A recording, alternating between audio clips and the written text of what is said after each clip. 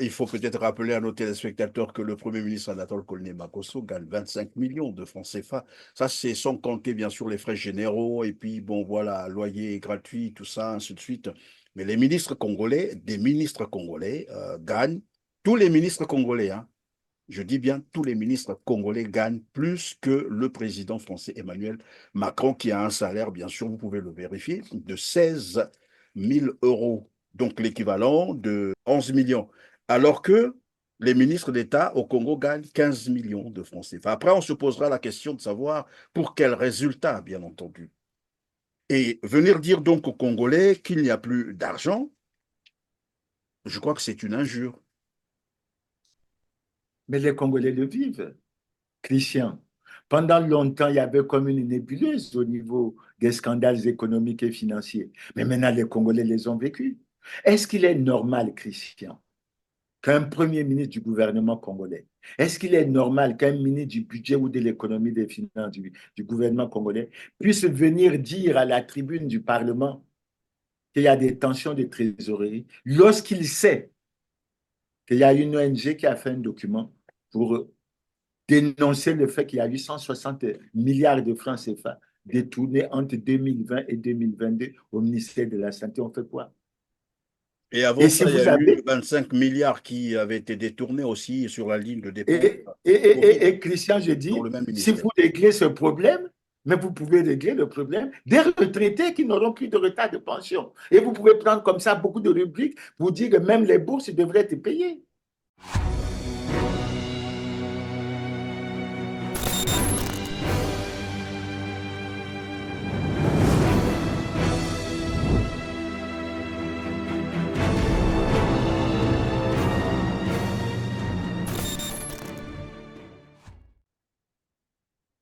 Mesdames, Messieurs, bonjour, ravi de vous trouver sur R7 et merci de votre fidélité. Avec moi sur ce plateau, Clément Mirassa, économiste, statisticien, président du PSTC, ancien ministre du Commerce, ancien ministre du Développement industriel. Bonjour Clément Mirassa, j'espère que vous allez bien. Bonjour Christian, c'est toujours un plaisir d'être avec toi, surtout dans le cadre de l'émission Droit de savoir. Merci Clément, c'est un plaisir partagé. Au sommaire de ce décryptage de l'actualité congolaise et africaine, l'affaire Idever Moigny qui défraie encore la chronique, qui l'aurait pris la fuite, je mets ça encore entre guillemets. Nous reviendrons sur la loi des finances 2025. Nous aborderons également la crise financière actuelle. Que veut réellement le gouvernement Anatole Koliné-Makosso en créant cette fausse crise financière au Congo?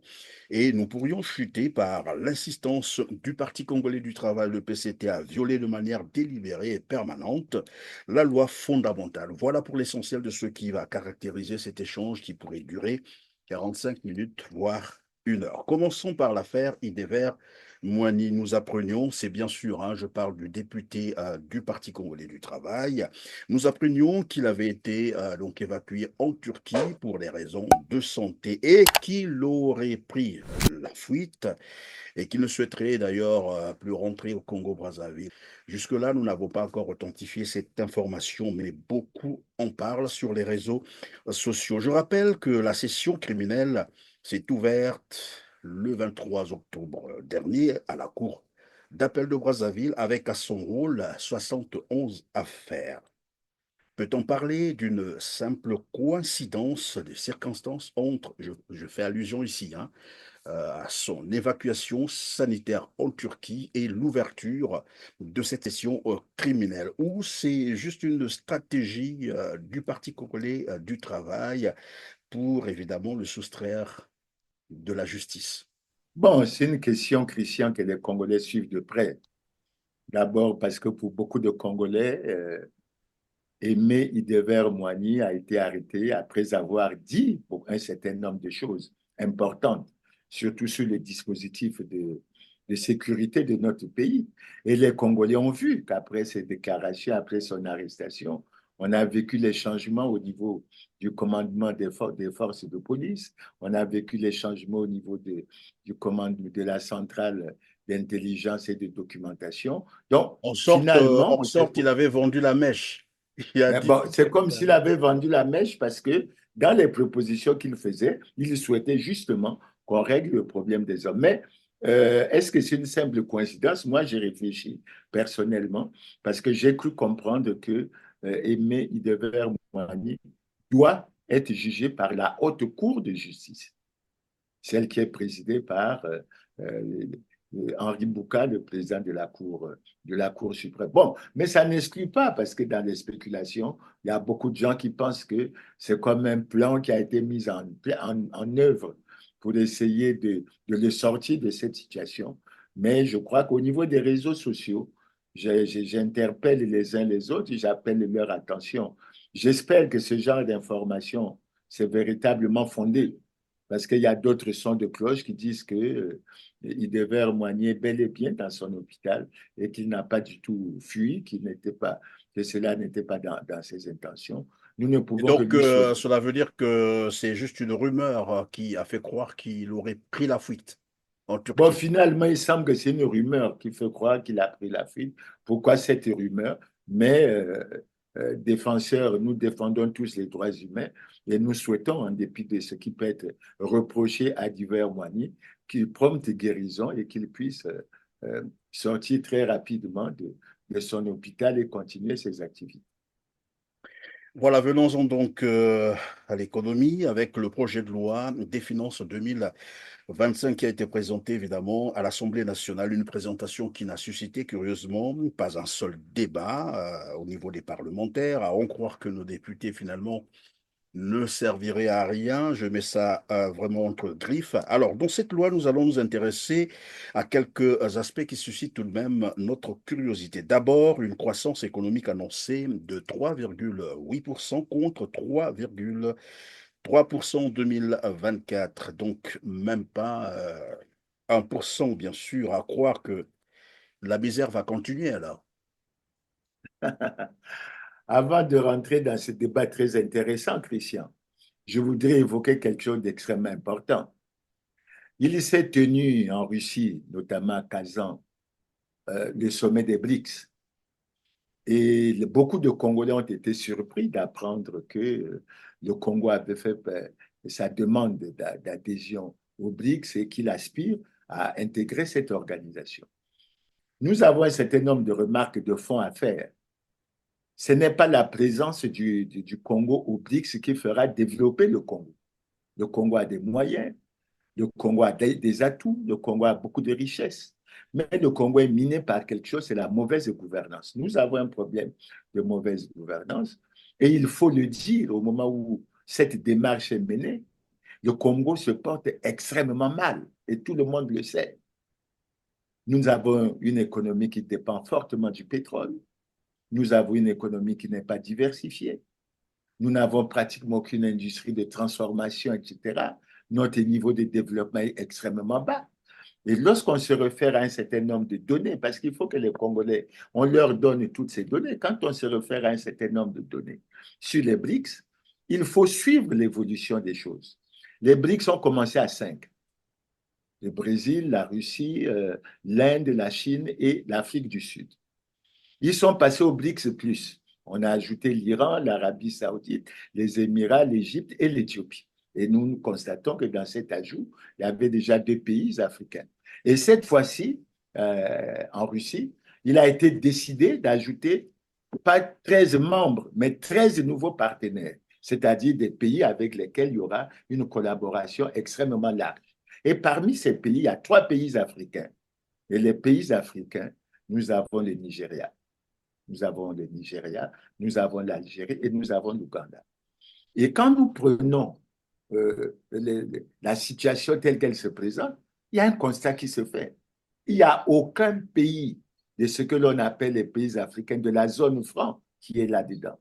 Donc, il faut que nous réfléchissions à un certain nombre de Mais choses. alors, Nous finalement, avons tout le bruit qui est fait au niveau des médias congolais, notamment Télé Congo, bon, pour ne citer que la chaîne nationale, c'est comme ça qu'on appelle ça, sur les BRICS, avec bien sûr la participation de Denis Sassou Nguesso. On l'a vu, hein, quelqu'un me parlait même d'une diplomatie des selfies. Il est allé s'afficher avec ces grands hommes, s'il faut l'appeler comme ça, et on a balancé ça, on est en train de s'en servir pour dire il y a eu une sorte de démarcation du Congo-Brazzaville qui voilà, veut intégrer les BRICS. Tout ça, c'est du bruit, c'est juste une propagande. Christian, Christian, il faut tenir compte de la réalité. Il faut tenir compte de la réalité. Il y a un certain nombre de vidéos qui circulent dans lesquelles on fait apparaître que, au sein des BRICS, les équipes qui s'occupent justement des dossiers d'adhésion à cette organisation se préoccupent, en ce qui concerne les pays de la zone franc, sur le fait qu'à certains niveaux, ils sont considérés comme des espions de l'Occident parce qu'on estime qu'ils n'ont pas coupé le lien, les liens qui existent entre les anciennes colonies à travers des problèmes comme l'appartenance à la zone franc, à partir des problèmes comme les problèmes ou les débats sur la souveraineté nationale. Et ensuite, ce qui est plus Disons à important, la France-Afrique. ce qui est plus important pour notre pays, il faut reconnaître, c'est la faiblesse de notre situation. Le Congo aujourd'hui, Christian, je te donne un peu quelques chiffres sur les BRICS que j'ai tenu à relever. Les BRICS représentent à peu près 30% de la surface totale de notre planète. 30%. Ils représentent près de 45% de la population mondiale, autour de 3,6 milliards d'habitants. Ça représente 40% de la production pétrolière mondiale. Ça représente à peu près 60 000 milliards de dollars en termes de PIB, c'est-à-dire un PIB largement au-dessus de 30% et supérieur à celui du groupe des G7 qui varie entre 27 et 29. Et quand vous prenez le Congo, en ce qui concerne le PIB, c'est ça qui me fait un peu sourire. Parce qu'il faut que nous réfléchissions pour travailler et pour développer notre pays. Quand on prend le PIB, mais si on dit que les BRICS ont un PIB de 60 000 milliards de dollars, Christian, pose-toi la question. Le PIB du Congo est de combien? Il est de près de 15 milliards de dollars par rapport à 60 000 milliards de dollars. Vous voyez bien que c'est une petite goutte. Alors, moi, j'attire l'attention parce que ça veut dire quoi? Nous avons certainement des ambitions, nous avons certainement des aspirations, mais il faut que ces ambitions et ces aspirations coïncident avec la réalité, la réalité vécue au niveau du Congo, avec la situation qu'on connaît, notamment la misère et la souffrance des Congolais. Alors, est-ce que Et c'est en d'autres termes, pardon, Clément Mirassa, est-ce qu'en d'autres termes, on peut comprendre cela, on peut interpréter cela comme étant une sorte de pré-campagne pour les 2026, il faut le dire comme ça, c'est-à-dire en voulant faire table rase, on se dit, bon, on repart sur la base zéro, on quitte le premier, bon, voilà, partenaire, comme vous l'avez expliqué tout à l'heure, la France, on va aller vers les BRICS parce que, bon, on veut montrer que c'est finalement la France-Afrique qui nous a empêchés de nous développer. On va aller chez les BRICS parce que là-bas, on a l'espoir de se développer. Est-ce que ça peut entrer dans ce cadre-là, c'est-à-dire envoyer déjà un message envers l'opinion congolaise, bien sûr, pour dire, ben, écoutez, vous pouvez encore me faire confiance en 2026 parce que là, je vais voilà, me démarquer un peu de ce qu'on a connu, du néocolonialisme, et bon, voilà, de tous ces liens oui, qui nous ont Christian. empêchés de nous développer. Non, Christian, tu as raison de le dire. C'est vrai. On peut faire beaucoup de reproches à la France-Afrique, on peut faire beaucoup de choses. Mais ne rejetons pas la responsabilité sur nos partenaires. C'est nous qui avons une grande responsabilité. Christian, les Congolais savent ce qui s'est passé lorsque Alphonse Massamba Deba est devenu président. Ils savent quelle est l'impulsion au niveau industriel qui a commencé à être donnée au Congo. Ils savent à un moment donné que nous avons pris, même si nous étions sous le parti unique, on a pris la décision de créer un puissant secteur d'État pour enrichir l'État. On a constaté quoi? Et on a fait que appauvrir l'État jusqu'au moment où on a fait pratiquement disparaître. Donc, à mon avis, il ne faut pas rejeter. Et puis, Christian, mais ce n'est pas par les paroles. Nous appartenons à la zone franc. Il faut que nous assumons notre passé. Il y a des accords. Si nous voulons remettre en cause ces accords, mais il faut avoir le courage de lancer le débat et de faire en sorte que nous regardons les problèmes de près et comment on pourrait avancer. Maintenant, quand tu as dit si c'est pour la campagne, oui, je dis que c'est pour la campagne parce que quand on voit ce qui se passe, on va en parler dans le cadre du budget 2025.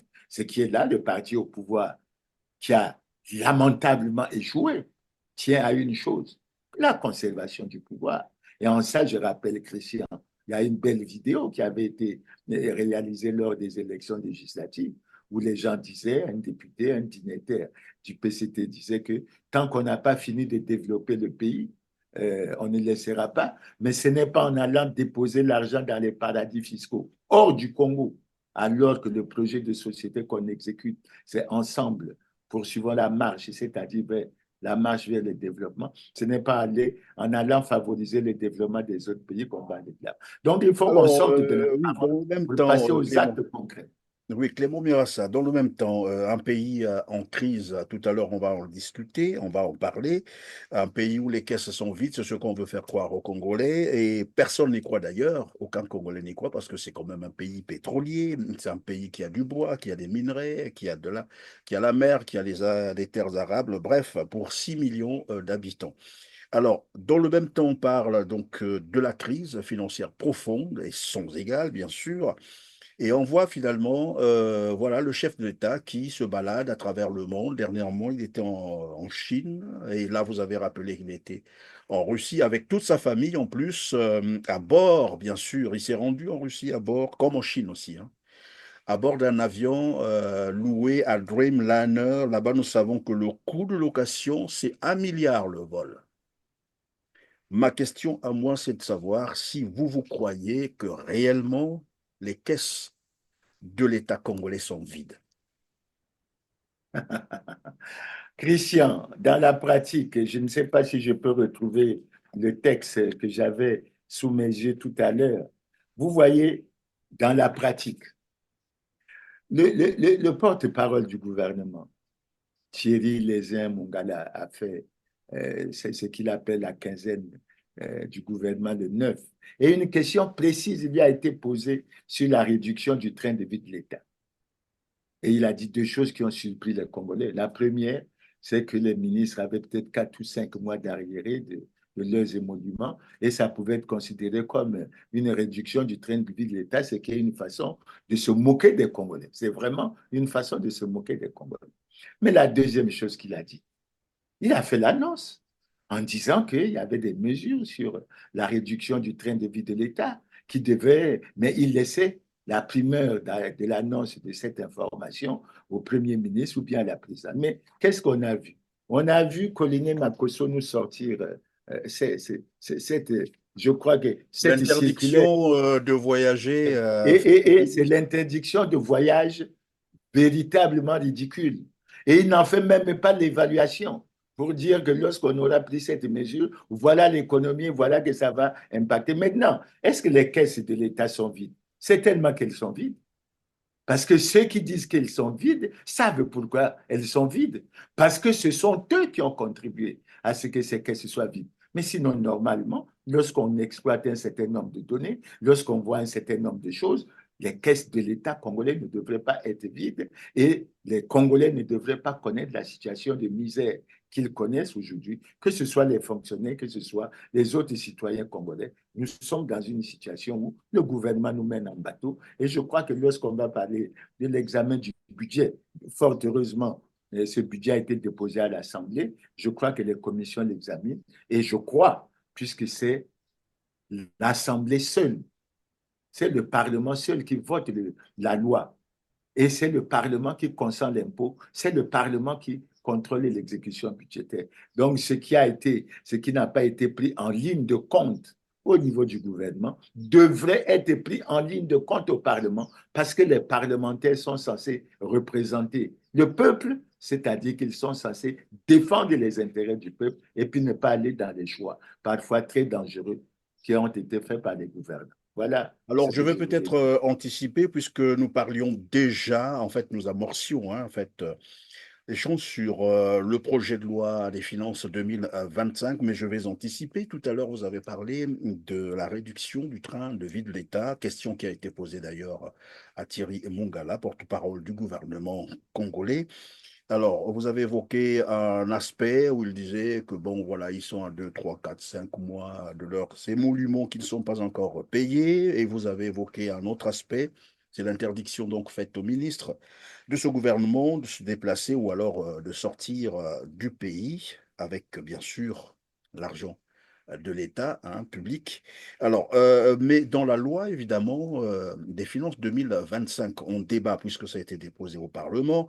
On n'a pas retrouvé une ligne comme quoi il faut peut-être lutter aussi contre la corruption, parce que quelqu'un nous disait sur ce même plateau, je vais le rappeler, c'est Robert Adouki qui disait si on récupérait ne fût-ce que 10% des 10 premiers, des 10 plus grands voleurs du Congo, on pouvait évidemment redémarrer l'économie congolaise. Et moi, je complète pour dire, si on a arrêté les 10 grands voleurs du Congo, ils sont beaucoup plus nombreux que ça, mais les plus grands, les 10, si on les a arrêtés et les obligeait à rapatrier l'argent qu'ils ont planqué dans les paradis fiscaux, on peut faire du Congo un petit Qatar. Pourquoi est-ce que cette ligne n'a pas été prévue dans ce projet de loi des finances 2025, c'est-à-dire la lutte contre la corruption, le vol, les détournements, le denier public? C'est véritablement le scandale, Christian. Lorsque tu prends le budget, puisqu'on va rentrer dans les chiffres tout à l'heure, lorsque tu prends l'avant-projet du budget de l'année 2025, il est prévu des recettes de l'ordre de 2826 milliards, des dépenses de l'ordre de 2233 milliards. Et on y prévoit un solde budgétaire autour de 593 milliards. Et quand on tient en compte les aspects de la trésorerie, on se rend compte qu'on a un besoin de financement de 699 milliards de francs CFA, disons 700 milliards de francs CFA, et qu'on va aller sur le marché financier national et international pour le couvrir. Mais c'est ça le scandale, parce que dans les objectifs que l'on fixe à ce budget, pas seulement à ce budget, tous les budgets qui ont été réalisés, rien n'est prévu pour la récupération dans le cadre de la lutte contre la corruption. Et je crois que c'est véritablement scandaleux parce que dans le même temps, j'ai sous mes yeux, je vais présenter ça, j'ai sous mes yeux, après l'argent que l'Angola a déjà récupéré, actuellement l'Angola se bat pour récupérer 2 milliards de 2 dollars. milliards de dollars. 2 milliards de dollars. Il n'y a pas très longtemps, les Congolais ont dû découvrir sur les réseaux sociaux que le Gabon a récupéré 100 milliards de francs CFA. Curieusement, mais c'est un choix clair qui a été fait. C'est pour ça que je dis que dans les objectifs de tous ces budgets, y compris le budget de l'année 2025, auquel on donne un caractère fortement électoral, sinon électoraliste, il est curieux, mais ça veut dire quoi en termes de philosophie? Ça veut dire qu'on a choisi de protéger les responsables des scandales de crimes économiques et financiers. On a choisi de ne pas traquer les délinquants économiques et financiers, mais on a fait un choix, c'est celui de plonger les Congolais dans la souffrance et dans la misère. C'est un choix clair qui a été fait. Et tout à l'heure, j'aimerais que, Christian, qu'on commence à faire cette démonstration à partir du budget 2025 sur la situation des retraités, puisque le Premier ministre les a reçus, ils ont annoncé une marche pour demain, finalement, il n'y aura pas de marche, etc. Mais il faut qu'on regarde concrètement. Et c'est ça aujourd'hui qui fait, Christian, mais que ce soit l'émission Grand Angle, que ce soit l'émission Droit de savoir, mais ce sont des émissions qui ne sont pas du tout appréciées parce qu'on aide les Congolais à comprendre un certain nombre de choses que les gouvernants auraient voulu être cachés, les menaces de mort, mais c'est un peu le fait qu'il y a la vérité qui a commencé Oui, à alors faire Clément, jour. Clément Birassa, puisque nous allons parler des retraités tout à l'heure, c'est vrai que nous allons aborder le projet de loi des finances 2025, mais commençons d'abord par la loi en fait des finances 2024. Il avait été prévu comme ça une ligne budgétaire pour les retraités, bien sûr. Mais pourquoi on n'a pas fait le point sur les recettes, c'est-à-dire ce que l'État a engrangé, s'il faut le dire comme ça, en termes de cotisation, et combien ils ont payé aux retraités, pour qu'on comprenne finalement le vrai problème qui se pose au niveau des retraités. On n'a jamais compris pourquoi est-ce que des gens qui ont cotisé de leur argent, arrivés à la retraite, ne peuvent plus rien, comment on dit ça, percevoir, alors que dans le budget 2024, il y avait quand même une ligne qui avait été, je crois, prévue. pour les pensions. Christian, c'est en ça que les statisticiens en général et que le statisticien que je suis, nous ne sommes pas aimés par les gouvernants. Parce que les chiffres sont des monstres froids. J'ai ici le document du budget de l'année 2024, Christian. Et je vais t'expliquer le problème. C'est une arnaque, mais qui doit être rattrapée.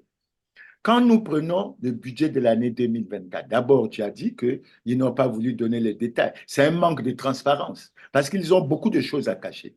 Si ça devient transparent, les gens comprennent tout.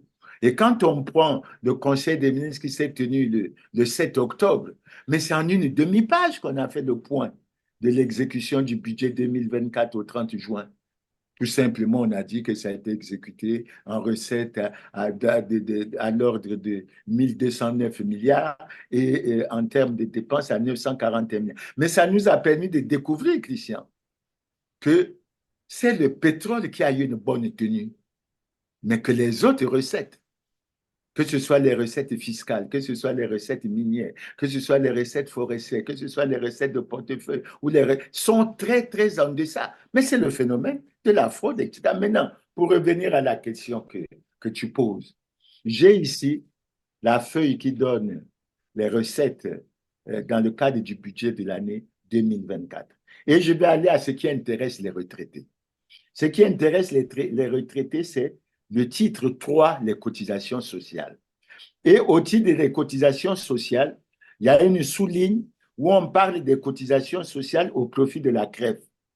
Christian, elle s'élevait à 58 milliards 700 millions, dont 39 milliards 100 millions à peu près de parts patronales et 19 milliards de parts. Ça veut dire quoi? Pour payer la pension chaque mois, si on paye 11 milliards, ça veut dire que toute l'année, il faut 121 milliards. Mais au budget, on n'a pas pensé à régler le problème du complément entre les 121 milliards et les 58 milliards qui proviennent des cotisations sociales. Mais ça, c'est déjà le budget. Ça veut dire quoi? Mais ça veut dire que pour le gouvernement, en fait, quand ils font le budget, ils ne prévoient le paiement de la pension que pour 5 ou 6 mois. Et c'est ça qui est très grave. Alors que, Ça veut Christian, dire que vous êtes en train de dire que c'est intentionnel.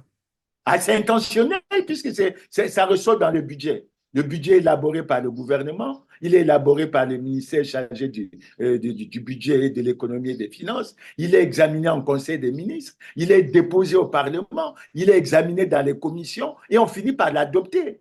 Donc, on adopte un budget tout en sachant. Et moi, j'avoue que c'est une attitude qui doit fondamentalement changer. Parce qu'au niveau de l'approche de l'élaboration du budget, les dépenses comme les pensions sont des charges incompressibles qui sont prioritaires. Donc, avant de chercher à régler la question, il faut que maintenant, au niveau du Parlement, que l'on pose la question au gouvernement, combien il faut pour payer les pensions chaque mois du 1er janvier 2025 au 31 décembre 2025 et que le gouvernement agisse pour rechercher le complément et donner la garantie qu'au cours de l'année 2025, les pensions seront payées chaque mois. Sinon, on sera toujours dans la gymnastique et Coliné Makosso viendra nous dire, au lieu de donner cette explication, il viendra nous dire qu'il y a des échéances de la dette qui tombent en cascade. Ce n'est pas du tout sérieux. Oui, mais évidemment, lorsque vous dites ça, si déjà c'est intentionnel et que Ah déjà ben c'est à intentionnel puisque c'est l'élaboration voté au budget. de ce projet de loi, ils sont conscients que nous ne pourrons pas couvrir toute l'année des pensions et que quelque part, j'ai bien envie de dire que c'est un crime, c'est-à-dire puisque c'est déjà intentionnel, ils savent et ils savent bien dans quelle situation mettent-ils les retraités qui n'ont plus de moyens et qui ne comptent que sur, évidemment, ces pensions pour survivre. Et nombreux meurent comme ça parce qu'ils ne peuvent plus se soigner, ils ne peuvent plus se loger, ils ne peuvent plus se nourrir, ils ne peuvent plus prendre soin de leur famille. Et dire que c'est déjà fixé depuis la loi, je pense qu'il y a un souci. Et c'est comme je Ah l'ai ben il y dit a un grand d'entrée de jeu. souci. Malheureusement, cette année également, Le projet de loi est passé comme ça, arrivé à l'Assemblée, il n'y a pas eu de débat. Donc ça veut dire que même les députés n'ont jamais vu ça. Non, les députés l'ont vu. Il y a eu une année où les députés l'ont vu. C'est en 2021. Et nos syndicats étaient vigilants à l'époque. En 2021, ils ont remarqué ça. Et ils ont menacé de faire un sitting au palais du Parlement si cette situation n'était pas réglée. Ils ont rencontré Pierre Ngolo, le président du Sénat, et qui s'est battu pour que cette situation soit réglée. Malheureusement, comme le paiement devenait comme régulier, je crois que les syndicats se sont dit qu'il n'y aurait plus de problème. Et en 2023, en 2024, nous n'avons pas suivi parce que la situation de l'année 2024, Christian, signifie tout simplement que depuis le 1er juillet, il n'y a aucune pension qui a été payée. Ça veut dire que les retraités qui, pour la plupart, touchent leur pension, non pas à l'indice 300, mais à l'indice 160, ça veut dire qu'ils touchent la moitié de ce qu'ils devraient toucher, mais avec la situation qui fait que ce n'est pas payé régulièrement et que c'est payé pratiquement une pension sur deux, je peux dire. Mais ils vivent avec le quart. Mais c'est plonger les gens dans la misère, Christian. Et ça, c'est intentionnel. Je dis bien que c'est intentionnel. Il faut que les gouvernants en prennent conscience. Maintenant, il faut que nous élevons les voix pour dire que en 2025, ils ont prévu au titre de la cotisation de la part de la crève 62 milliards, ce qui ne règle pas du tout les problèmes parce que entre 62 58 milliards milliards sur combien? sur, à ben, leur part pour toute l'année, dans le cas des cotisations, sur 90 milliards. En 2025, c'est 62 milliards sur 90 milliards. Tu me poseras la question, le reliquat. Le reliquat, c'est ce qui est baissé à la CNCS pour les contractuels, etc., qui émargent à la scène. Donc, la situation est véritablement celle-là, Christian. Et j'attire l'attention des syndicats. On va essayer de parler tout à l'heure, s'agissant toujours des Mais moi, syndicats, je pense de que la promesse qui a été faite. oui, dans tous les cas, il y a aussi la responsabilité de vos syndicats, en fait, qui Mais il y laissent a faire un peu. la responsabilité de nos syndicats découle du fait qu'ils ne veulent pas faire des assemblées générales des pensions, des retraités. Mais ils oublient que dans les retraités, vous avez des ingénieurs, vous avez des financiers, vous avez des comptables, vous avez tout ce monde. Donc, si on fait des assemblées générales, on peut avoir des débats parce que c'est des aspects techniques qui méritent d'être vus. Et moi, j'ai suivi la rencontre il n'y a pas longtemps qui est passée à la télé entre le ministre, entre les retraités et le directeur général de la CREF.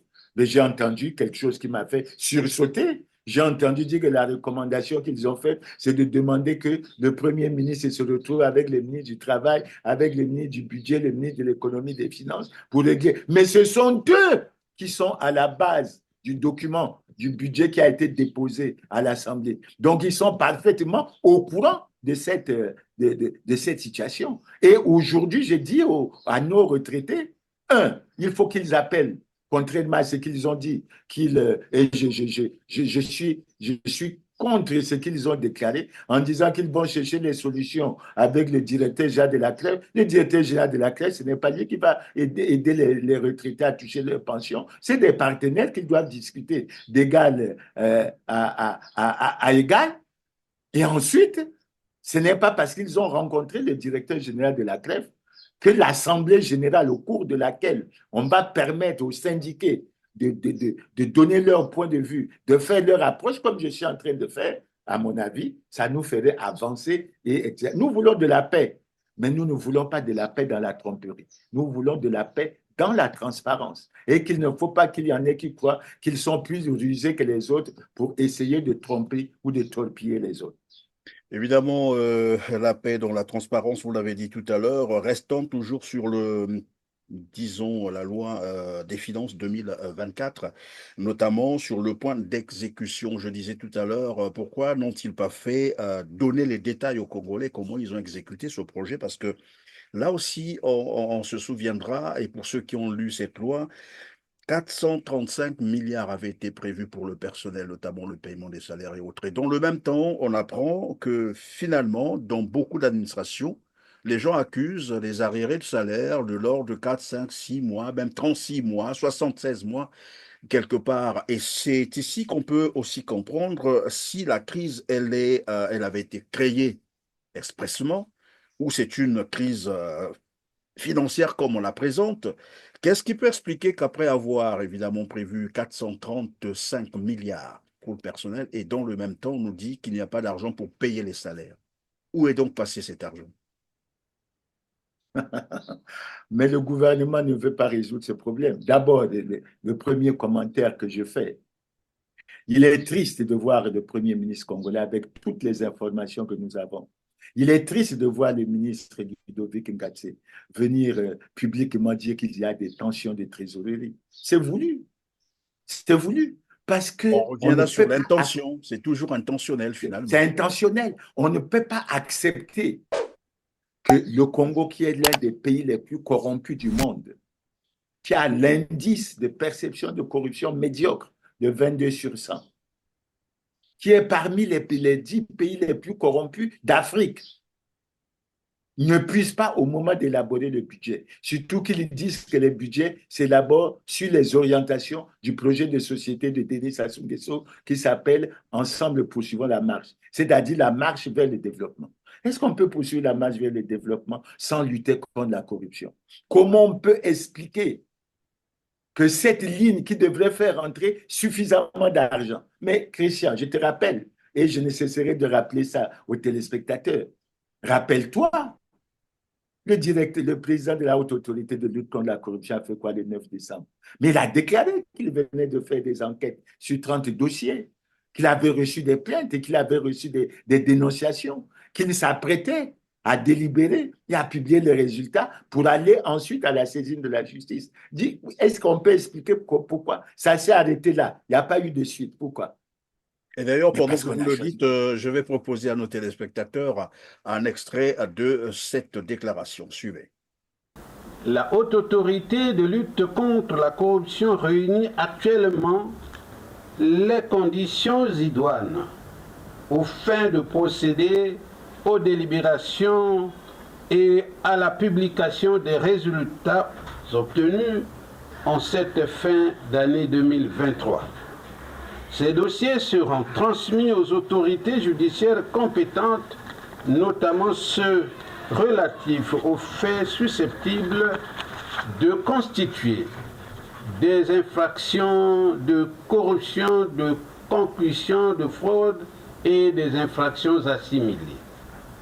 En outre, la haute autorité de lutte contre la corruption a reçu 53 plaintes, toutes diligentées contre des responsables administratifs et 97 dénonciations recueillies à travers son numéro vert, le 1023, mis en service depuis le mois d'août 2022. Voilà, alors depuis lors, voilà, personne n'a été interpellé, aucun dossier n'a été instruit. C'est curieux tout de même. Et figure-toi, Christian, que pour l'année 2025, un budget de 5 milliards est prévu pour la haute autorité de lutte contre la corruption. Je me suis posé la question pour faire quoi?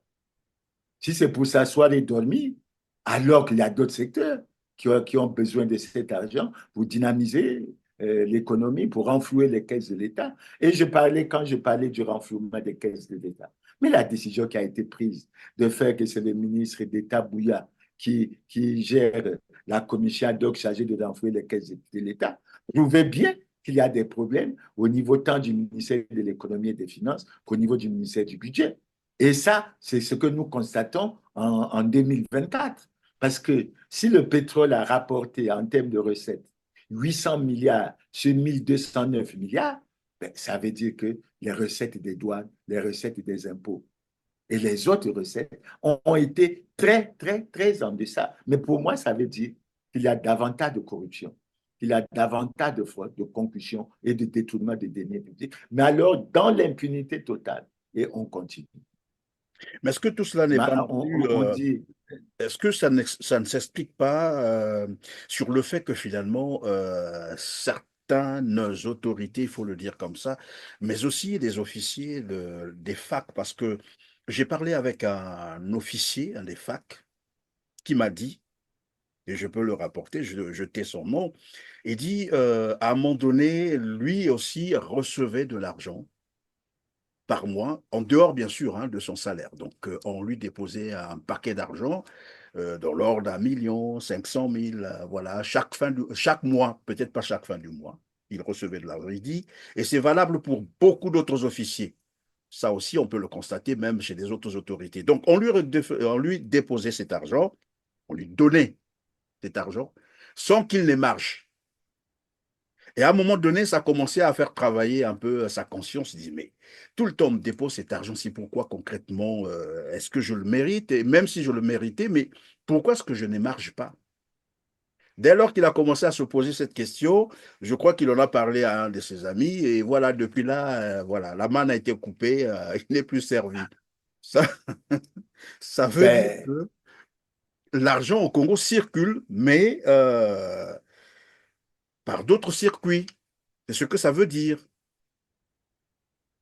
Et donc, lorsqu'on mais parle de... Christian, Oui, c'est pour ça qu'au Congo, la notion de conservation du pouvoir est fondamentale. en fait, on a Les gens veulent, corrompu tout le monde. non seulement on corrompt tout le monde, mais on veut que le système continue pour continuer à enrichir ceux qui se sont enrichis et à appauvrir, plonger dans davantage de pauvreté la majorité de la population que les Congolais constatent aujourd'hui. Et beaucoup de Congolais sont surpris. Tu sais, Christian, j'ai fait la dernière émission Grand Angle. Mais quand j'ai annoncé, j'ai eu des amis qui m'ont appelé. Quand j'ai annoncé que le premier ministre congolais gagnait plus que le président américain, mais ils étaient tous surpris. Quand j'ai annoncé que le salaire annuel du premier ministre congolais, si c'est avéré, qu'il est de 25 millions, ça fait 300 millions, et le salaire annuel de tout le gouvernement burkinabé fait 282 millions. Donc, avec le salaire du Premier ministre, on peut régler le salaire annuel de tout le gouvernement burkinabé. Et il en resterait encore un peu. Mais vous voyez. Et quand on parle de réduction du train de vie de l'État, personne n'en veut. Mais c'est pour ça que Colline Makosso est parti. Quand il est parti en France, c'est pour dire qu'il faut que le président Sassou se représente en 2026 et nous avons commencé à travailler pour ça. Et quand il est revenu à la cérémonie des vœux, mais il n'a pas eu de gêne à déclarer que le président Sassou, c'était l'homme providentiel. Mais providentiel pour eux, pour continuer à s'enrichir et Pour continuer continuer, à évidemment, à enfoncer les s'enrichir, comme Congolais vous dans dites la ça. misère et la pauvreté. Il faut peut-être rappeler à nos téléspectateurs que le Premier ministre Anatole Kolné Makosso gagne 25 millions de francs CFA. Ça, c'est sans compter, bien sûr, les frais généraux, et puis, bon, voilà, loyer gratuit, tout ça, ainsi de suite.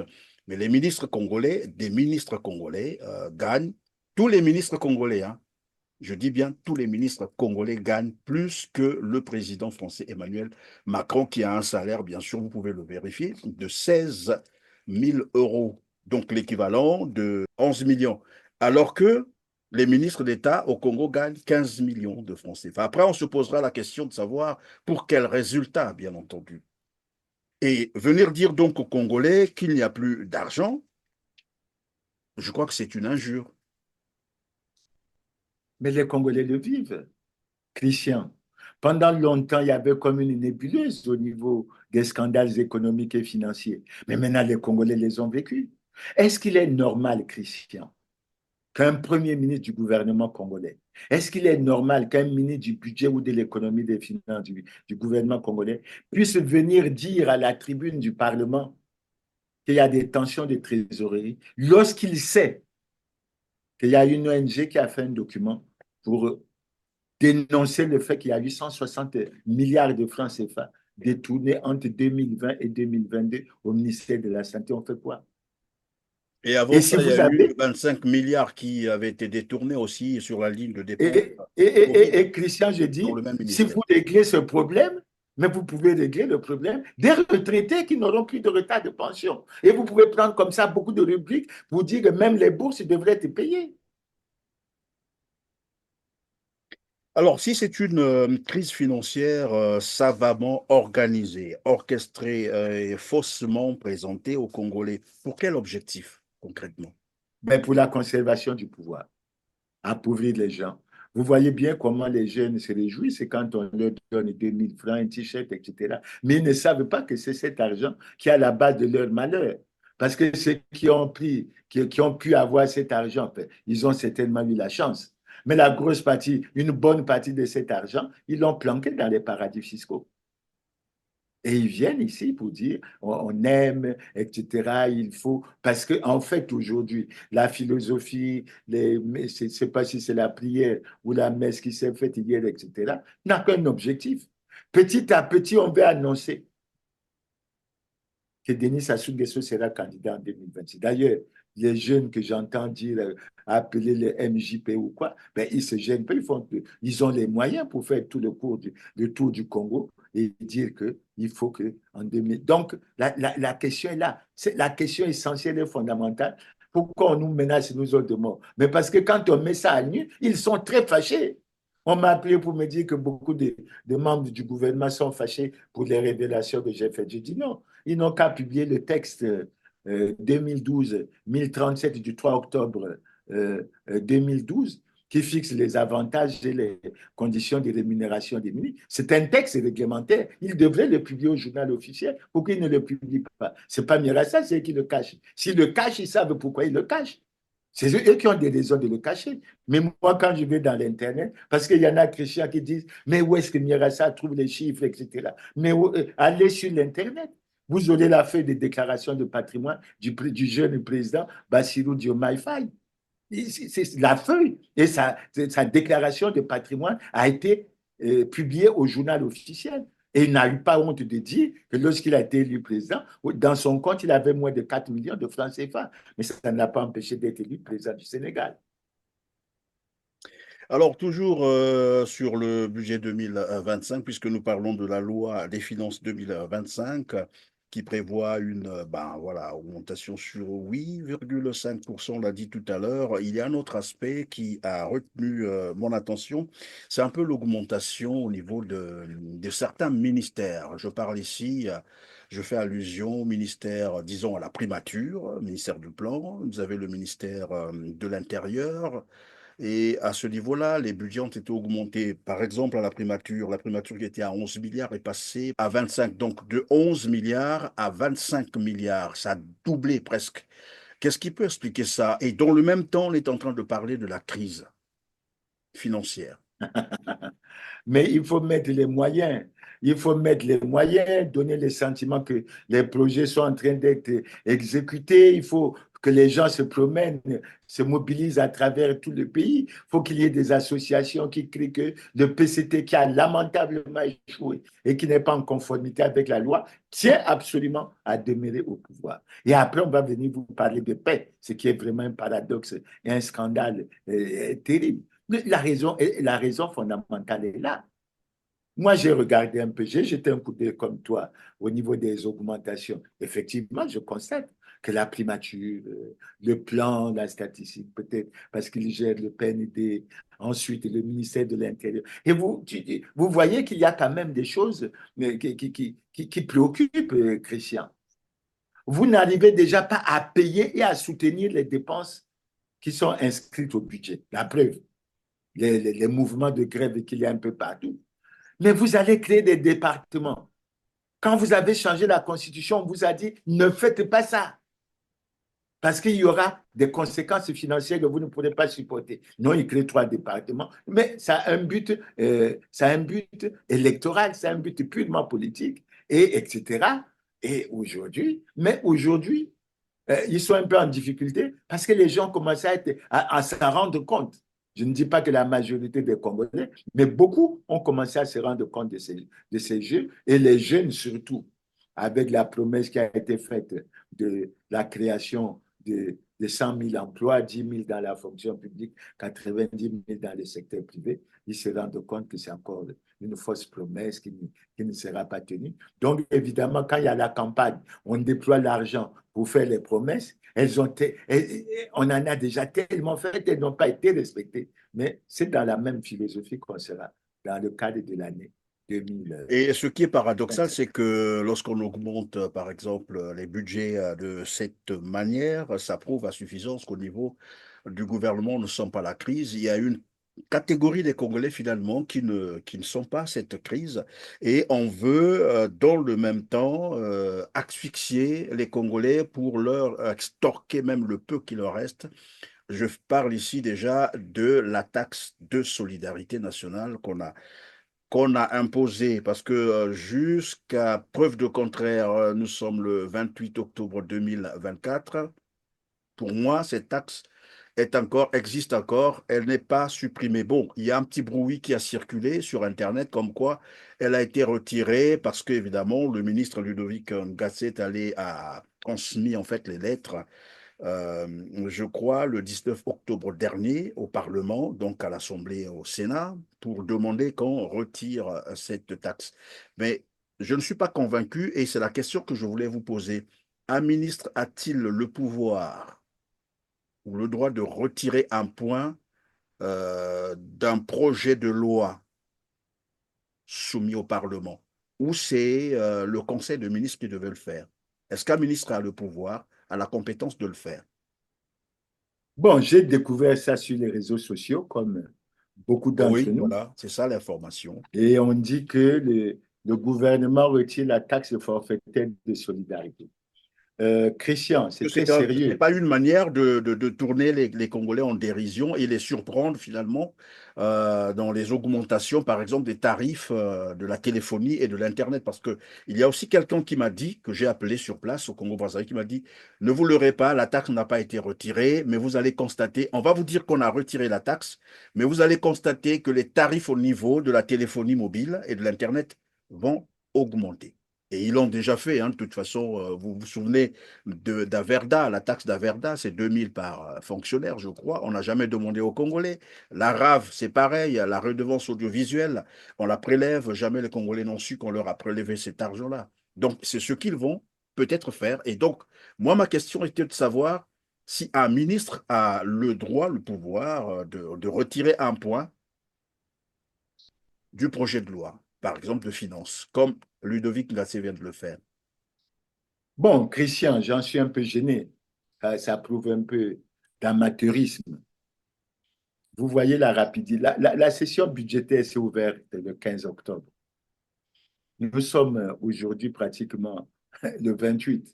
Et en un temps record, lorsqu'il y a eu, mais les Congolais doivent prendre conscience que lorsqu'ils sont vigilants et lorsqu'ils réagissent, il y a beaucoup de choses qui peuvent être modifiées. Dans ma conception à moi, c'est le Conseil des ministres qui devait revoir sa feuille. C'est le Conseil des ministres dans la globalité qui doit revoir sa copie.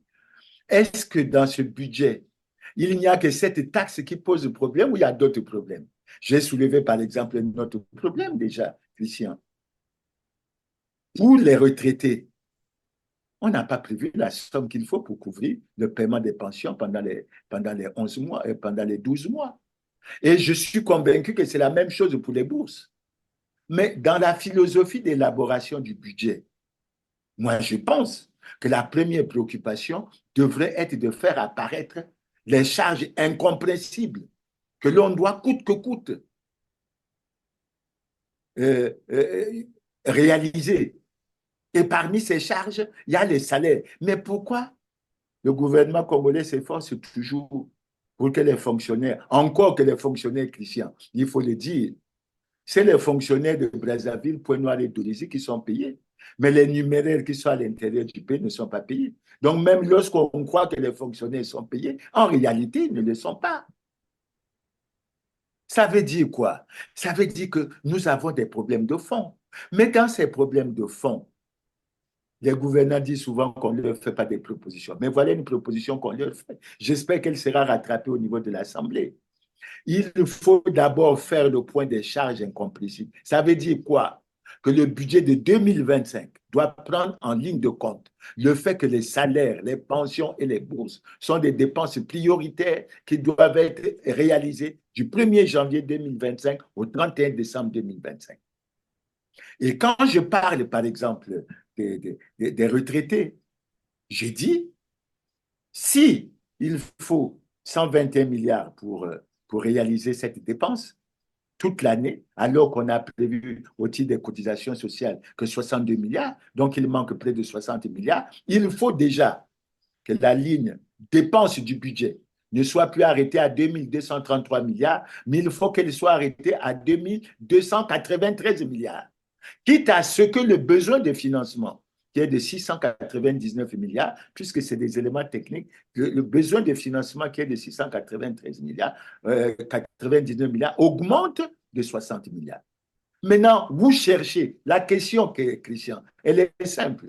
On a un besoin de financement de près de 700 milliards. Est-ce que le Congo avait besoin avait besoin ou devait recourir à un besoin de financement? Je dis non. Et on dit au gouvernement, on dit aux gens de l'Assemblée, cet argent, vous pouvez le récupérer à travers la lutte contre la corruption. Vous pouvez le récupérer à travers l'application de l'article 12 de la loi sur l'obligation de déclaration de patrimoine. Vous pouvez le récupérer à travers la réduction du train de vie de l'État. Ce n'est plus une question de jalousie.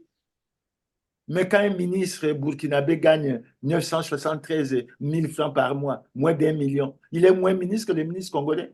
Il ne travaille pas bien. Mais c'est un pays qui est confronté à des problèmes de sécurité. Mais les gens n'y ont pas de retard de salaire, comme au Congo. Comment on peut expliquer cela? Et on ne peut pas, à mon avis, venir avoir le courage. Il faut qu'ils se gênent de venir parler de tension de trésorerie, mais lorsqu'on a les éléments que je suis en train de vous évoquer. Donc, prioritairement, tout ce qui est lié au salaire, aux pensions, etc., ce sont des charges incompressibles, comme la dette, qui doivent être réglées prioritairement. Et le gouvernement doit. Et il faut qu'il s'arrange. Maintenant, on leur a dit, moi j'ai fait une émission Grand Angle dans laquelle je leur ai dit, il faut arrêter la misère comme objectif. Il faut arrêter la misère et la souffrance des Congolais. Il faut traquer les délinquants économiques et financiers. Ce n'est pas on dort, on apprend qu'il y a un directeur général ou des responsables d'une structure qui sont à la CID pour malversation et le lendemain on apprend qu'il y a eu un coup de filet, on les a libérés. Non. Il faut que cette complaisance-là cesse et nous aurons les moyens d'aborder notre question. Voilà, Christian. C'est une complicité de crime, c'est même pas la complaisance. Bon, puisque tout le monde sait ce qui se passe, ce qui se fait, mais bon, après, on peut faire semblant de faire intervenir des services de sécurité pour après extirper finalement ces voleurs, ces bandits de la justice. Et dans le même sens, puisque nous parlons de la crise au Congo, et ce que moi je viens de noter finalement, c'est intentionnel qu'on ne paye pas les travailleurs. Donc les bourses aussi, les pensions, parce que finalement, dans la loi des finances et 2025, comme les autres lois, finalement, ça n'a jamais été inscrit et ça n'a jamais été pris en conséquence. Alors, et donc nous allons passer à un autre volet. Cette fois-ci, c'est l'actualité africaine ici. Nous allons parler donc de la victoire largement contestée de l'élection présidentielle au Mozambique de Daniel Chapo. Vous avez suivi ce candidat de Frelimo qui est présenté comme vainqueur évidemment de cette élection, mais une victoire teintée aussi d'assassinat des proches des opposants ou de l'opposant principal, dont je vous propose d'ailleurs de suivre ce reportage et on revient tout à l'heure sur le plateau pour le commentaire suivant. Les manifestants n'ont pas perdu espoir ni courage. Ce lundi à Maputo, ils revendiquaient toujours la victoire de leur candidat à la présidence lors des élections générales du 9 octobre. Le peuple a choisi Venancio Mondlane, mais ce qui se passe, c'est que le parti au pouvoir ne veut pas rendre le pouvoir. C'est pour cela que les gens comme moi sont dans la rue pour manifester. J'ai voté Venancio Mondlane, voilà pourquoi je suis ici, pour réclamer mes droits. Mais les policiers ont vite réprimé ces démonstrations de colère. Alors que les résultats officiels n'ont toujours pas été proclamés, le Frelimo, parti au pouvoir depuis un demi-siècle, revendique la victoire. Ce que n'accepte pas Venancio Mondlane, le dirigeant du parti d'opposition Podemos. Il se proclame gagnant et il a appelé à cette journée de grève et de protestation, réussissant à grand-peine à se joindre à la foule. J'étais coincé dans ma maison. Il y avait des gens à ma porte qui ne me laissaient pas sortir. J'ai été suivi toute la nuit. C'est pourquoi j'ai été obligé d'être ici très tôt pour commencer la grève. La grande avenue de Maputo, où se sont rassemblés les manifestants, est lourde de symboles. Ici même, samedi dans la nuit, Elvino Diaz, l'avocat de Venancio Mondlane, et Paolo Guambe, un responsable du parti, ont été interceptés dans leur voiture et assassinés par un commando armé et anonyme. L'avocat préparait un recours auprès de la Cour constitutionnelle pour dénoncer des fraudes et irrégularités. La tentative des manifestants pour poser des fleurs sur le lieu du crime a été entravée par les gaz lacrymogènes. Alors voilà, Clément Mirassa, des opposants assassinés en plein processus électoral, parce que nous savons que le processus électoral ne prend fin que lorsque la Cour constitutionnelle a validé évidemment les résultats. Or là, on se rend compte que ces opposants, en fait, ces proches de l'opposant principal est en train de préparer un recours pour dénoncer évidemment cette victoire que eux ils estiment volée. Et voilà qu'on les assassine comme ça. Et ça me rappelle un peu ce qui s'est passé chez nous aussi en 2021. Un opposant, principal opposant, Guy Brice Parfait Kolela, qui a trouvé la mort dans des conditions jusqu'aujourd'hui non élucidées. Et c'était le 21 mars 2021. Quel commentaire en faites-vous? Faites-vous de ce reportage? Christian, il y a beaucoup de commentaires à faire. Mais le premier commentaire que je vais faire, ça va te surprendre. Ne touche pas encore le Mozambique et le Congo. Le premier commentaire que je vais te faire touche le Cameroun. J'ai bien apprécié cette image du retour du président Biya et j'ai bien aimé ceux qui ont mis cette vidéo sur les réseaux sociaux, vidéo dans laquelle le président Biya s'adresse à l'un de ses proches collaborateurs dès qu'il est descendu de l'avion en lui disant « J'espère que vous allez me faire parvenir la liste de tous ceux qui ont cru que j'étais mort et qui ont commencé à faire la campagne. » Ça s'entendait dire, ceux de ses collaborateurs qui se réjouissaient de sa mort ou d'un certain nombre de choses. Et son collaborateur a répondu, ah, Excellence, en tout cas, on va tout faire pour que vous ayez cette lettre. Ça, c'est le premier commentaire. Le deuxième commentaire, Christian, avant de faire le commentaire, mais tu sais bien ce qui se passe. Robert Bourgi vient de publier un livre. Et dans ce livre, qu'est-ce que nous avons pu apprendre à travers quelques séquences que nous avons déjà vues sur les réseaux sociaux? Que c'est Laurent Gbagbo qui avait gagné l'élection en 2010. Mais est-ce que tout le monde se rappelle, des conditions dans lesquelles Laurent Gbagbo a été arrêté? Est-ce que les gens ont cette image encore dans leur tête, cette image forte? Alors que c'est lui qui avait gagné l'élection. Et quand je pense à ça, évidemment, ça vous fait frémir, ça vous donne de la chair de poule. Maintenant, revenons chez nous. Avant de parler de ce qui s'est passé en 2021, qu'est-ce qu'il en est de Jean-Marie Michel Moukoko? Qu'est-ce qu'il en est d'André Okombi Salista? Qu'est-ce qu'il en est des autres prisonniers politiques? Qu'est-ce qu'il en est des Congolais qui sont exilés? Et si nous parlons de l'élection, Christian, moi j'en parle parce que j'en souffre beaucoup. Et c'est avec toi qu'on a fait une émission dans le cadre du droit de savoir le 3 août, où j'ai essayé de révéler aux Congolais la déclaration que Laurent Sokoko avait faite sur le complot international qui a été monté contre le Congo par un projet qui visait l'assassinat du président Denis Sassou Nguesso. Les autorités en sont informées. Quelle est la suite? C'est le silence total. Ça veut dire quoi, Christian? Dans la plupart de nos pays, il y a un acharnement terrible sur les opposants, sur leurs proches, sur leurs familles, etc. Et assez souvent, et pour nous autres qui essayons de nous exprimer, il y a parfois des membres de nos familles, des amis, des proches, mais qui subissent à notre place alors qu'ils ne partagent parfois même pas les idées. Maintenant, nous avons vécu ce que nous avons vécu avec Guy Brice Parfait Kolela. Et il y a beaucoup de choses qui se sont dites. Ce problème, d'ailleurs, n'est pas achevé. Nous avons suivi les conditions dans lesquelles cet événement, cette mort est survenue, et nous l'avons tous regretté.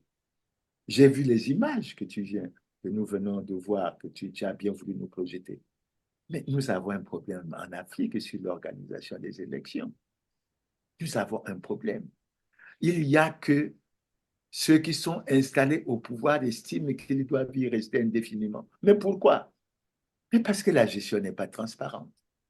parce qu'il y a des malversations, parce qu'il y a, y compris même sur le respect des droits de l'homme, il y a des choses qu'ils se reprochent et qu'ils se disent que la perte du pouvoir, ben, ils sont complètement en enfer.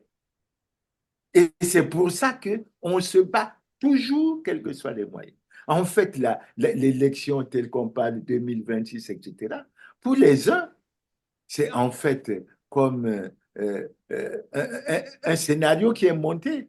Mais le résultat, mais c'est pour ça que quelqu'un peut vous dire, tant que nous n'aurons pas fini de développer le Congo, nous ne laisserons pas. C'est clair, le message, il est clairement donné. Oui, mais Donc, je encore, regrette lorsqu'il encore parle pour du nous. développement, c'est Mais le développement. s'agissant, Oui, mais lorsqu'il parle du développement, développer le Congo, c'est ce à quoi les Congolais sont en train d'assister là. La misère non, accrue, il c'est ça qui parle, s'appelle développement il parle au Congo du développement du Congo, mais entre eux, quand ils se retrouvent, ils parlent de l'enrichissement illicite. qui leur appartient. Ça, ce n'est plus le Congo. Et c'est la pratique nouvelle. Maintenant, s'agissant de ce fait, Christian, j'insiste sur quelque chose que j'ai remarqué.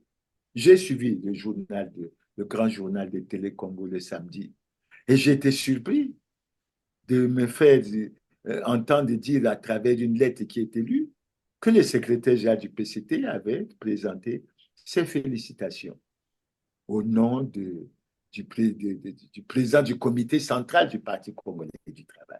Et pourtant, c'est le PCT qui a défendu le changement de constitution.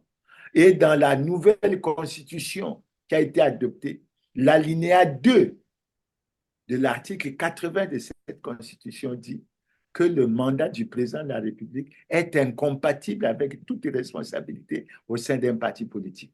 Et à ce titre, le PCT devait déjà être sanctionné de ce point de vue. Mais comme c'est l'impunité, comme ils pensent qu'ils sont au-dessus de tout, qu'ils peuvent écraser tout le monde, le PCT estime, tout comme le président de la République qui est en situation délicate et manifeste d'incompatibilité constitutionnelle, ils estiment qu'ils peuvent venir parler aux Congolais du respect de la loi, pendant qu'eux-mêmes, ils sont dans l'irrespect total et Oui, mais la comment violation. interpréter ça, cette manière délibérée et permanente de violer la loi fondamentale? Finalement, ça revient tout le temps, malgré qu'on leur parle, ils insistent.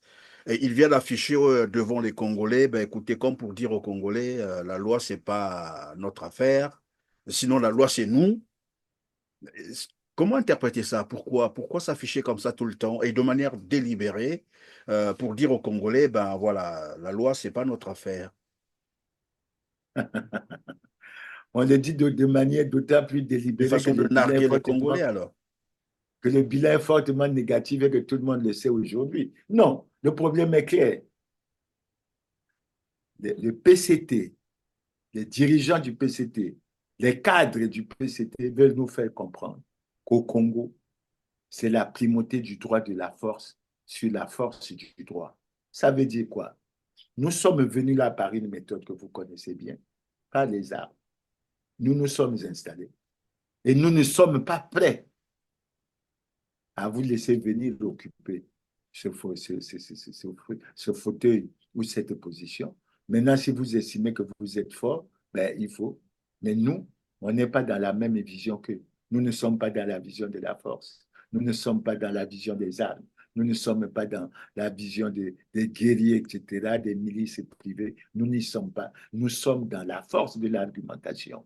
Et nous condamnons au contraire. D'autant plus que ce message a été lancé déjà la veille de ce que l'on a appelé la messe ou la prière pour la paix, qui amène à se dire, est-ce que des gens qui veulent vraiment de la paix peuvent déjà ne pas respecter les lois et règlements de la République? Est-ce qu'on peut ne pas respecter les lois et règlements de la République et se dire qu'on est homme de paix?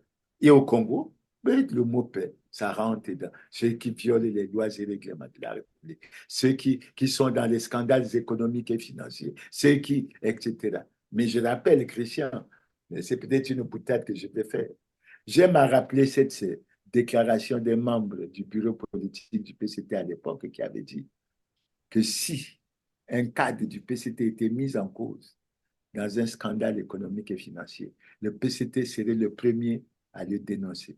Mais depuis 2009, sinon depuis la nuit des temps, qu'il y a autant de scandales, rien, ça veut dire. Ça veut dire. que nous sommes là, nous vous Et puis écrasons. donc, à Vous ceux qui n'avez pas le continuent droit à de parler. croire, comme qui dirait, tant pis à ceux qui continuent à croire aux paroles mielleuses, comme qui dirait, du Parti congolais du travail. C'est un parti qu'on a observé depuis fort longtemps. Et donc, tout bon Congolais sait ce que c'est que le Parti congolais du travail. C'est vrai que vous avez abordé tout à l'heure le culte de maintien de la paix au Congo-Brazzaville. Mais bon, je vais revenir sur quelques aspects puisqu'on parle du maintien de la paix. Je croyais que c'était pour la restauration de la paix, mais on parle du maintien de la paix. Et quand on dit maintien, ça veut dire qu'il y a la paix au Congo-Brazzaville. Et c'est là ma question de savoir pour ces organisateurs, parce que j'ai cru savoir qu'il y a derrière aussi Inès Nefer Ingani, c'est comme ça qu'on l'appelle, la ministre de la Promotion de la Femme. Est-ce que pour ces organisateurs ou organisatrices, la paix veut dire maintenir les Congolais dans la pauvreté et la souffrance telle que le Congo a été plongé maintenant là par le régime de Brazzaville? C'est ce qu'ils appellent la paix et donc ils veulent maintenir les Congolais dans cette situation. Peut-être parce que ça les arrange. Sinon, on parlerait de Christian, la restauration de la paix. Christian, je renvoie les Congolais à la vidéo qu'Aimé Hidebert Moigny avait faite, qu'il a envoyée, qui a fait qu'il ait été envoyé en prison. Je crois que dit de Moigny, c'était très fort, parce qu'il s'agissait d'un député de la majorité présidentielle. Il s'agissait de quelqu'un qui a décrit de la manière la plus claire la situation de sécurité au Congo, pour dire qu'en réalité, on ne devrait pas parler de maintien de la paix, comme tu dis, mais beaucoup plus de la restauration. Christian, est-ce qu'on peut parler de la paix lorsque dans ce pays, on a des travailleurs, des structures qui ont 120 mois d'arriérés de salaire? Est-ce qu'on se pose la question de savoir comment ces travailleurs vivent, comment leur famille vit? Est-ce qu'ils sont en paix? Est-ce qu'on peut parler de paix lorsque les retraités sont en train de s'acheminer vers 48 mois d'arriérés de pension, c'est-à-dire 4 ans, tout en sachant que depuis 2017, on n'a pas voulu les aligner à l'indice, pour la plupart à l'indice 300. Est-ce qu'on peut parler de paix lorsque les étudiants n'ont pas de bourse et qu'ils sont parfois à l'étranger et que parfois on a des commentaires sur les réseaux sociaux où on nous apprend que nos enfants, nos soeurs sont obligés de se prostituer, excusez-moi l'expression, pour vivre? Est-ce qu'on peut parler de paix? Est-ce qu'on peut parler de paix lorsque des gens peuvent gagner des dizaines de millions de francs et qu'ils ne se préoccupent pas du peuple qui est dans la... Non, ce n'est pas sérieux. Est-ce qu'on peut parler de paix lorsqu'on a des dirigeants qui refusent d'opérer la réduction? Et ce qui est curieux, Christian, c'est comme une ironie du sort. On parle de l'impôt de solidarité à travers les réseaux, les télécommunications, etc. On devrait parler de solidarité au plan national. Et je pense d'abord d'ailleurs au ministre à la fois Ludovic Ngatse et Jean-Baptiste Ondaye. Au lieu de parler d'impôt de solidarité, il devrait parler de l'impôt sur les fortunes. Parce que j'aime à revenir là-dessus, Christian. Quand vous avez des Congolais qui ont des fortunes dans les paradis fiscaux de 2000 milliards de francs CFA, et je reprends le calcul que j'ai fait tout récemment, un ministre d'État, il gagnerait 15 millions. Il a une indemnité de logement de 2 millions. Au bout d'un an, il a 204 millions. Au bout de 10 ans, il a 2 milliards 4 millions de francs CFA. Et au bout de 100 ans, au bout d'un siècle, s'il reste à son poste, puisqu'on est dans un pays où les gens restent à leur poste le plus longtemps possible, ça lui fait 20 milliards 400 millions. Explique-moi alors comment un Congolais peut obtenir 2000 milliards de francs CFA dans ses comptes et dans les paradis fiscaux. Tu vois bien qu'à travers la démonstration que je fais, c'est tellement clair que chacun de nous peut tirer la conclusion qui peut lui revenir. Et lorsqu'on parle de la... D'accord, s'il ne fait pas de dépenses avec son argent, avec son salaire. C'est-à-dire qu'une... Ben, j'ai fait le calcul avec son salaire en faisant l'hypothèse que pendant tout ce temps, il ne touche aucun franc de son salaire. Ça veut dire qu'il a d'autres revenus qui lui permettent de vivre. Donc, les choses sont suffisamment claires. Voilà, alors comment donc parler de paix lorsque la population est à pratiquement actuellement, peut-être il faut le dire comme ça, puisque depuis 2010, c'est plus de 70% des Congolais qui vivent en dessous du seuil de pauvreté à moins d'1 dollar par jour, à moins de 600 francs CFA, et donc plus de 70% de la population trouve difficilement même un repas par jour. Ça, c'est la réalité congolaise, une population qui n'a pas d'électricité stable, pas d'eau potable, voilà, j'allais dire les réseaux routiers délabrés, tout est difficile au Congo-Brazzaville et c'est à cette population qu'on veut dire de maintenir cette paix. Donc cette paix-là, cette situation-là doit demeurer.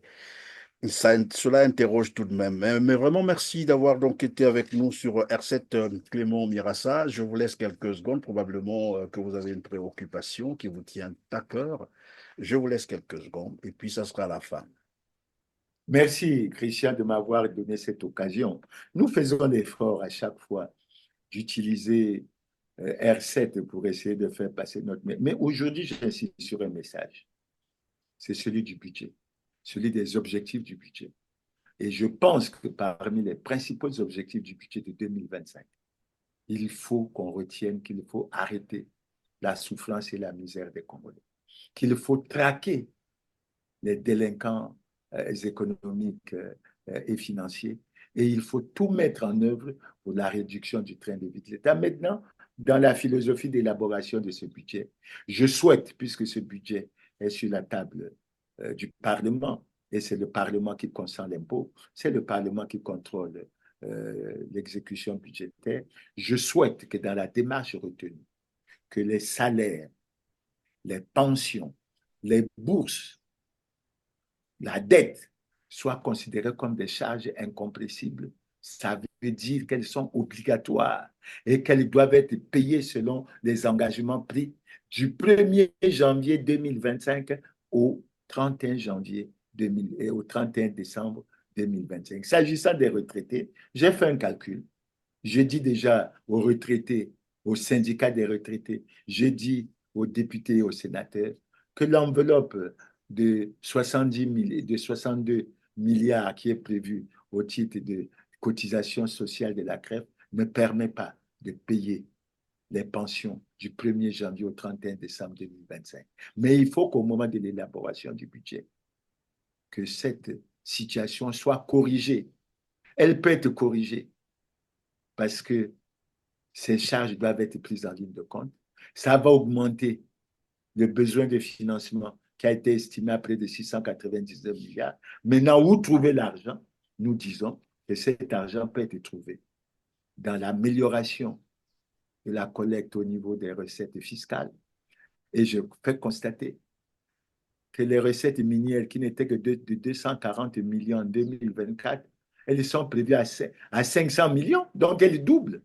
Les recettes forestières aussi doublent. Les recettes... Donc, il y a des mécanismes qui peuvent permettre que nous augmentons ça.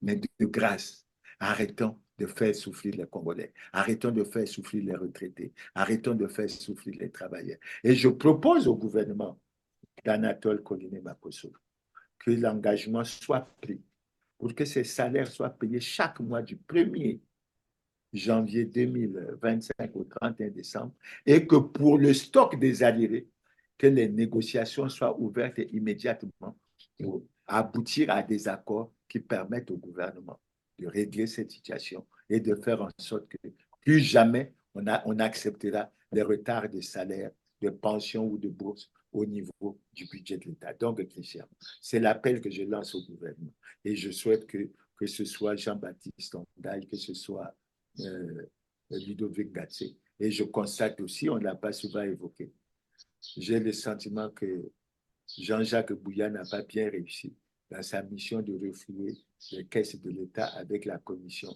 qui a été mise en place et que le comité de trésorerie n'avance pas. Mais nous essayons de donner les pistes vers lesquelles ils devraient travailler. Et s'ils suivent ces pistes, je pense qu'on peut avancer. Donc voilà, Christian.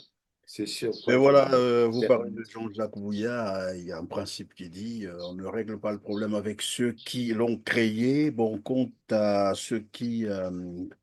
ce qui concerne bien sûr le budget, je pense que les parlementaires congolais ont pris bonne note et voyons voir ce que ça va donner d'ici là. En tout cas, merci donc d'avoir été avec nous sur R7. Clément Mirassa, je rappelle que vous êtes président du PSDC, vous êtes économiste, statisticien, ancien ministre du Commerce, ancien ministre du Développement industriel. Ça a été un grand plaisir de vous avoir compté parmi nous sur ce plateau de Droit de Savoir. Mesdames, Messieurs, nous sommes arrivés à la fin de cette émission. Merci de nous avoir encore suivis. Cliquez sur le petit pouce en l'air juste en bas de la vidéo, des petits gestes très importants pour nous. Voilà pourquoi nous insistons là-dessus. Partagez donc cette émission et dites-nous en commentaire ce que vous en pensez et cela nous fera plaisir. On se dit au revoir et à très bientôt. Merci.